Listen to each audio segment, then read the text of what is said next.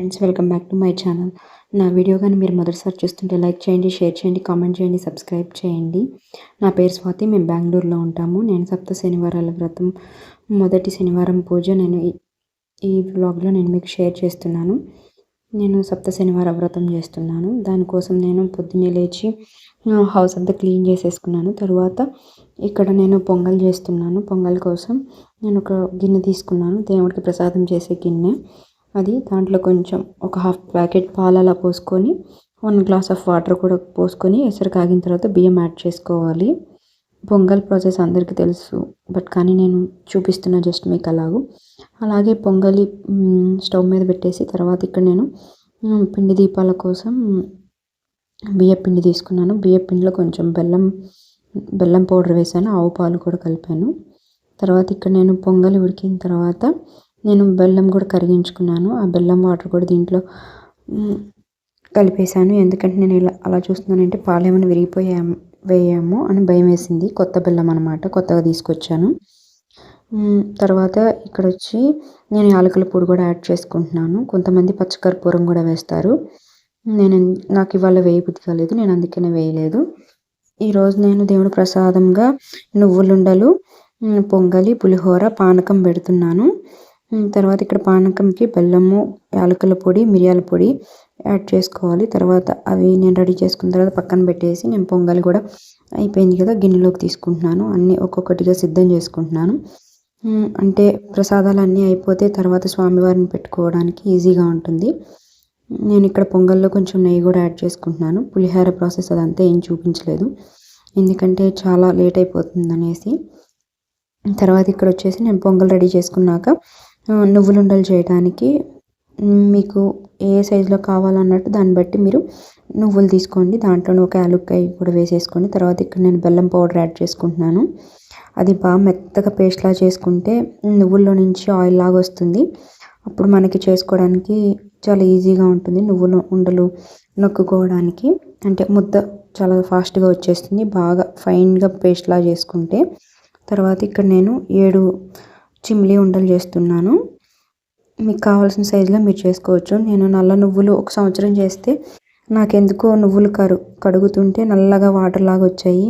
ఏమన్నా తెల్ల నువ్వులకి నల్ల రంగు ఏమైనా వేశారేమో అని భయం వేసి నేను అప్పటి నుంచి తెల్ల నువ్వులతోటే చేస్తున్నాను. రంగు వేసింది ఇంకా స్వామివారికి నివేదించడం ఎందుకులే అనేసి.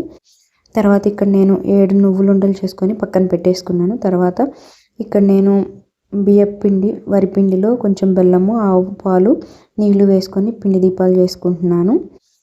నేను 7 పిండి దీపాలు చేసుకుంటున్నాను. ఒక్కొక్కళ్ళు మొదటి వారం అయితే ఒక దీపం, రెండో వారం 2, అలా 7వ వారం వచ్చేసరికి 7 దీపాలు పెట్టుకుంటారు. నేను ఈ వ్రతం చేయడం 3వ సంవత్సరము. నాకు చాలా మంచిగా అనిపించింది. అండ్ నా లైఫ్లో నేను జరగవనుకున్న పనులు కూడా జరిగాయి. అవి ఒక రకంగా చెప్పాలంటే నాకు మిరాకిల్సే.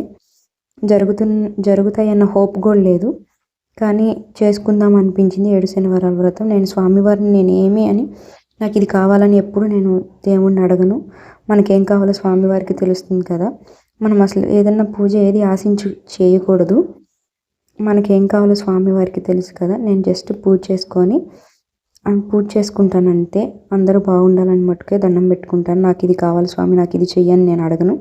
సంవత్సరానికి ఒక్కసారి మటుకు కంపల్సరీ చేసుకుంటాను. కార్తీక మాసంలో మొదలు పెట్టడమా, చాతుర్మాస్యంలో మొదలు పెట్టడం అనేది అంటే ఉన్న టైంని బట్టి ఇంకా నేను చేసుకుంటాను. కానీ సంవత్సరానికి ఒకసారి మటుకు కంపల్సరీ చేసుకుంటాను. నేను ఇది 3వ సంవత్సరం చేసుకుంటున్నాను. తర్వాత ఇక్కడ నేను పిండి ప్రమిదలు చేసుకున్న తర్వాత గోవింద నామాలు కూడా పెట్టేసుకున్నాను స్వామివారికి.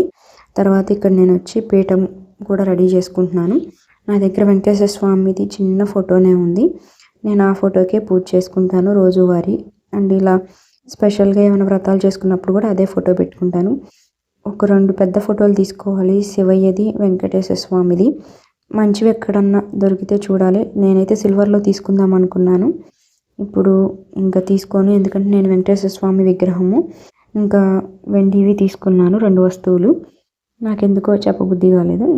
అంటే వెంకటేశ్వర స్వామిది నేను ఎందుకు తీసుకున్నానంటే నాకెందుకో ఈ సంవత్సరం నా మనసుకి అనిపించింది వెంకటేశ్వర స్వామికి అభిషేకం చేసుకోవాలి అనేసి. నేను అంతకుముందు ట్రై చేశాను, కానీ నాకెందుకో నాకు వెంకటేశ్వర స్వామి విగ్రహాలు నాకు ఎక్కడ చూసినా నచ్చలేదు. బై యాక్సిడెంటల్‌గా మేము వెళ్తే వెంకటేశ్వర స్వామి విగ్రహం చూస్తే యాంటిక్ సిల్వర్‌లో చాలా నచ్చింది. నాకు చూడగానే తీసేసుకుందాం అనిపించింది. తీసేసుకున్నాను నేను. అండ్ దాంతో పాటు ఇంకా వెండి వస్తువు ఇంకొకటి తీసుకున్నాను. ఆ రెండిటితో నేను స్వామివారికి పూజ చేయాలనుకున్నాను ఈ సంవత్సరం. అనుకోకుండా శ్రావణ మాసంలోనే బయటికి వెళ్ళినప్పుడు ఊరికే చూద్దామని వెళ్ళి తీసేసుకుంటామనే నమ్మకం కూడా లేదు. నాకు ఒక పట్టాన ఏవి నచ్చవు. అలాంటిది చూడంగానే నాకు స్వామివారు చాలా అందంగా చాలా బాగున్నారనిపించారు. అందుకనే నేను తీసుకున్నాను. నేను ఇప్పుడు ఈ వీడియోలో చూపిస్తాను మీకు. నాకు అది 60 గ్రాములు అలా పడింది. తర్వాత ఇక్కడ నేను వెంకటేశ్వర స్వామి ఫోటో అంతా అలంకరించుకుంటున్నాను. ఈసారి ఇంటికి వెళ్ళినప్పుడు కంపల్సరీ నేను పెద్ద ఫొటోస్ తీసుకుంటాను. కొంచెం చాలా అందంగా ఉండే ఫోటోలు అయితేనే నేను తీసుకుంటాను. నాకు అలా అయితేనే నచ్చుతుంది.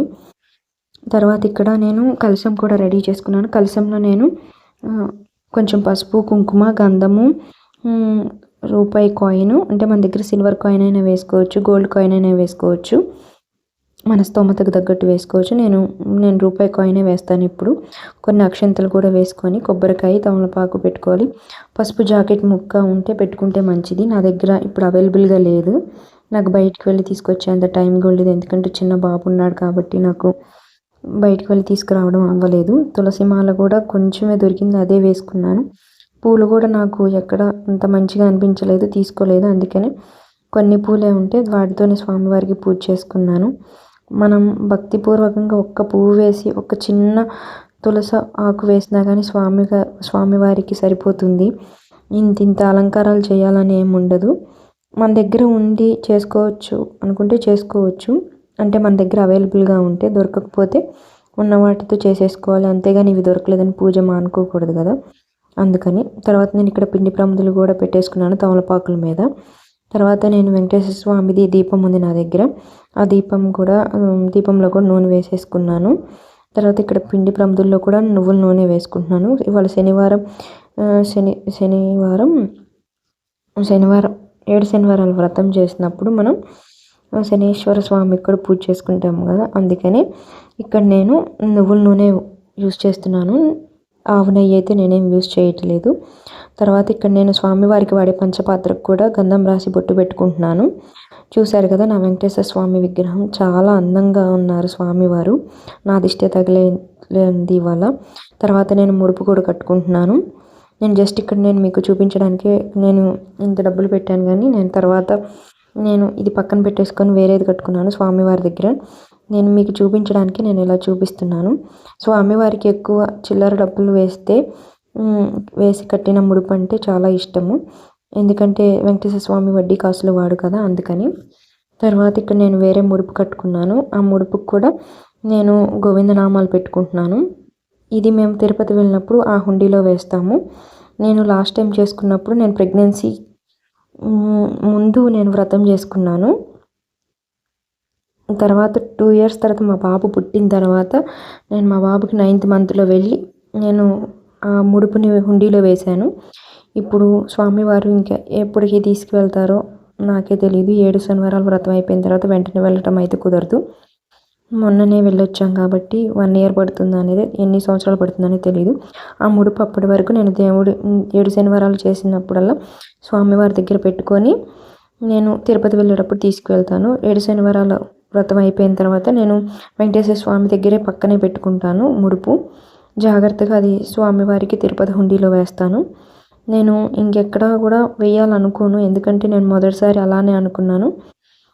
నేను ఇంకా ప్రతిసారి కూడా అలానే అనుకుందాం అనుకొని, అంటే తిరుపతిలోనే వెయ్యాలి అని అనుకున్నాను. మనం పూజ చేసేటప్పుడు స్వామిని ఏమీ కోరుకోకూడదండి. మనకేం కావాలో స్వామివారికి తెలుసు కదా. మనకి ఏ కష్టం ఉన్నా కానీ ఆయనకి తెలుసు కాబట్టి ఆయనే మన పాప పుణ్యాలను లెక్క వేసుకొని మనకి ఎప్పుడు ఏది కావాలో స్వామివారే ఇస్తారు. మనం అప్పటి వరకు వెయిట్ చేయడమే తప్ప ఏం చేయలేము. తర్వాత ఇక్కడ నేను చెప్పాను కదా, నాకు స్వామివారికి ఈ సంవత్సరం చేసుకుంటే 3వ సంవత్సరం అవుతుందని స్వామివారికి అభిషేకం చేసుకోవాలనుకున్నాను. అనుకోకుండా స్వామివారు మా ఇంటికి వచ్చేసారు.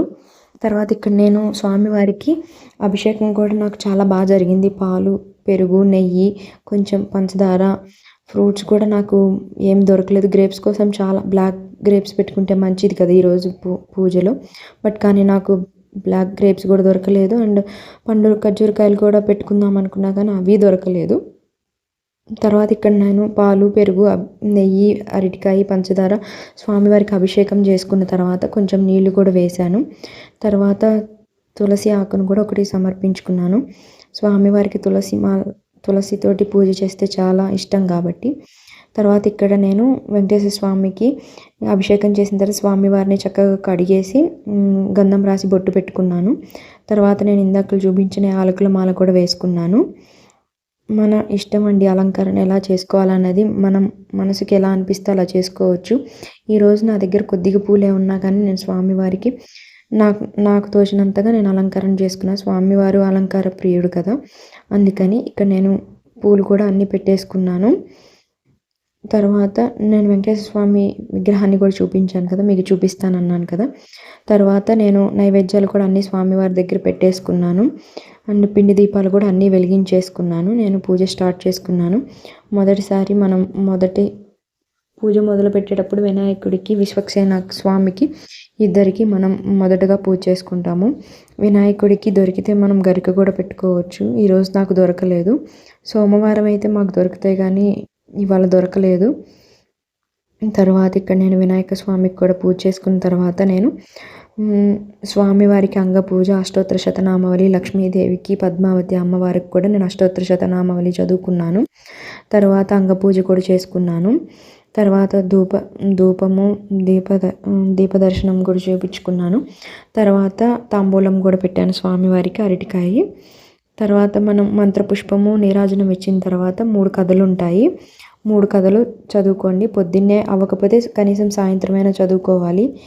ఆ కథలో కూడా చాలా బాగుంటాయి. అంటే కలియుగంలో మనకి ఎన్ని కష్టాలు ఉన్నా కానీ తగ్గిపోతాయి ఆ కథలు చదువుకుంటే. కంపల్సరీ 7 శనివారాల వ్రతంలో కథలు కంపల్సరీ చదువుకోవాలి. ఇక్కడ నేను అంగపూజ చేసుకుంటున్నాను. తర్వాత ఇక్కడ నేను వెంకటేశ్వర స్వామికి సంబంధించిన మంత్రాలు కూడా చదువుకున్నాను. మీరు పూజ చేయాలనుకున్న వారు మొదలు పెట్టండి. ఒక్కసారి మొదలు పెట్టామంటే మిగతాదంతా ఆ 7 కొండల స్వామివారే చూసుకుంటారు. తర్వాత నేను ఇక్కడ ధూపం వేస్తున్నాను స్వామివారికి. అష్టోత్తర శతనామావళి అన్నీ చదువుకున్న తర్వాత మీరందరూ పూజ చేసుకుంటారని నేను నా పూజ మీకు షేర్ చేస్తున్నాను. ఇలానే చేయాలని ఏం లేదు. పెద్ద పెద్ద గురువులు మనకి యూట్యూబ్ ఛానల్లో పెట్టారుగా, మీరు ఆ వీడియో పక్కన పెట్టుకొని కూడా వీడియో చూస్తూ మనం పూజ చేసుకోవచ్చు. మీకు బెస్ట్ వీడియో కావాలంటే నండూరి శ్రీనివాసరావు గారు డెమో వీడియో ఉంది, అది పక్కన పెట్టుకొని చేసుకోండి. చదువుకోవడం రాని వాళ్ళు కానీ కంపల్సరీ చేయండి, చాలా మంచిది. ఇక్కడితో నా వీడియో ఎండ్ చేస్తున్నాను. మీకు నా వీడియో నచ్చినట్లయితే లైక్ చేయండి, షేర్ చేయండి.